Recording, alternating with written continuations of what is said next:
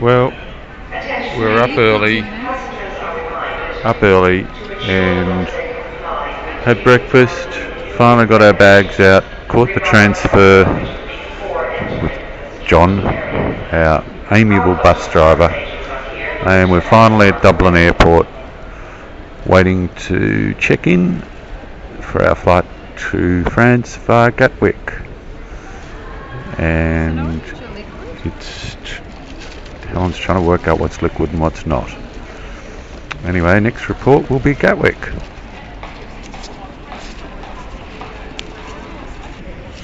Well, we've made as far as Gatwick to change planes, and Helen's already in the shoe shop in the tax-free area. Shopping never stops. Here we are, finally about to take off at the lounge gate 61. It's only taken 4 hours. And finally there. You got more than 4 hours. Well, more than 4 hours. Yeah, it's taken all day. It's taken all day.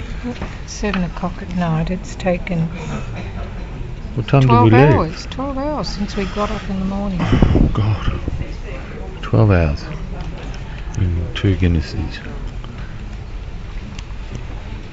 We have arrived at our hotel after catching the cab, which was an eventful ride, and I've gained a lot of assurance from watching that driver.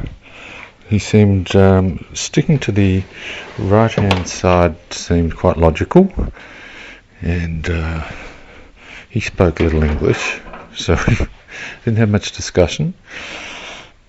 And we were welcomed at the door by a friendly young man, and I explained I was driving for the first time tomorrow, and he suggested he wasn't going to take his car out tomorrow. So here we are in our rooms, 10 o'clock, our first night outside of Paris in France. I needed an extension lead so as I could charge my MP3 recorder. Helen wanted some milk, so I go downstairs, and the gentleman on the front desk eventually comes back with an extension lead very kindly, and he points me in the direction of the bar to get some milk. Well, of course, trying to explain to the dark lady that I need some olé.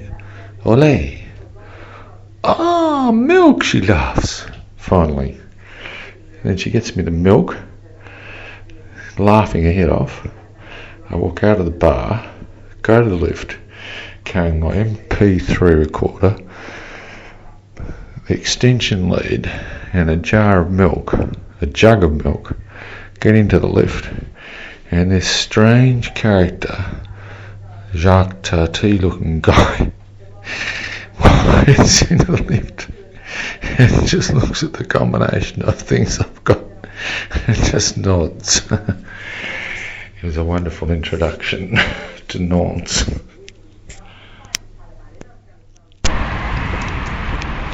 Well, this is our first day.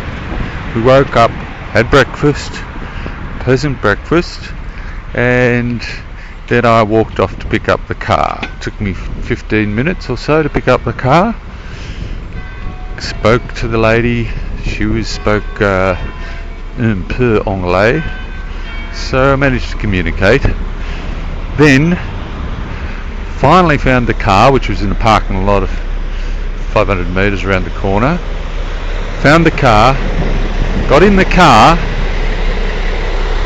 Of course, it's got a French instruction booklet, so in a really complicated dash.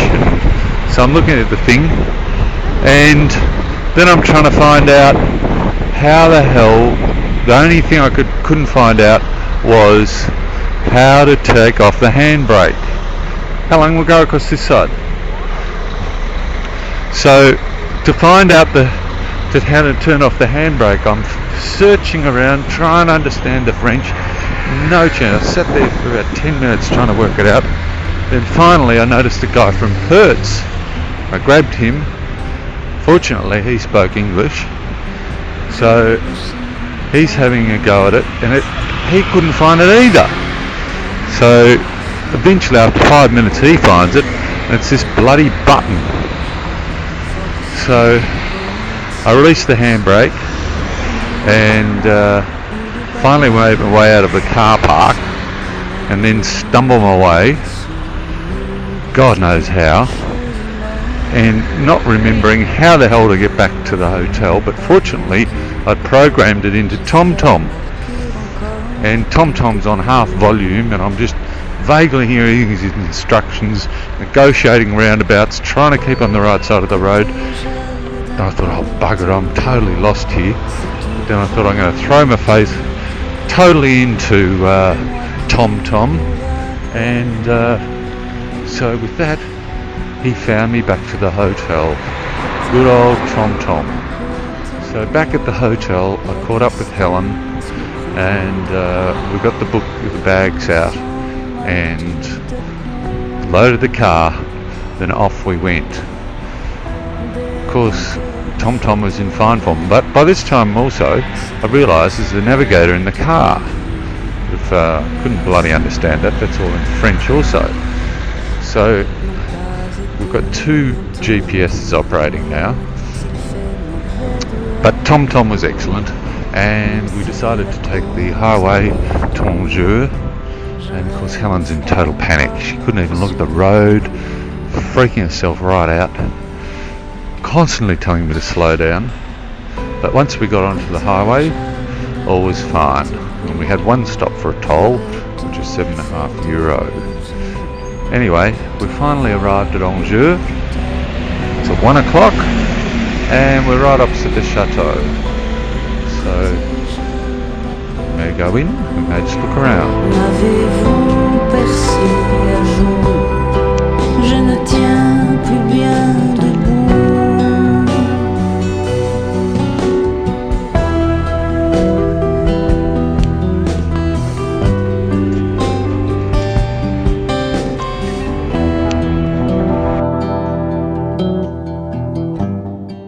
Just viewed the Apocalypse Tapestry, which was commissioned in 1375 and completed in 1382. It's about 100 metres long and 4.5 metres high, with over 70 scenes.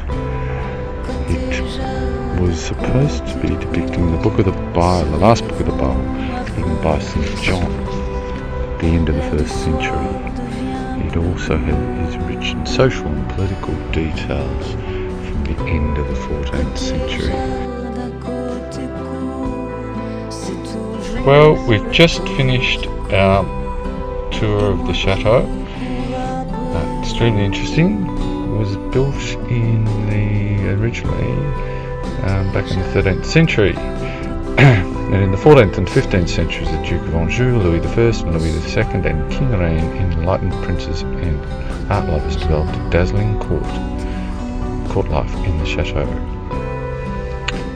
Anyway, we had a wonderful time, and the city of Anjou is far prettier than I thought. So we will back in the car and we'll wander around Angers before heading off to our next hotel.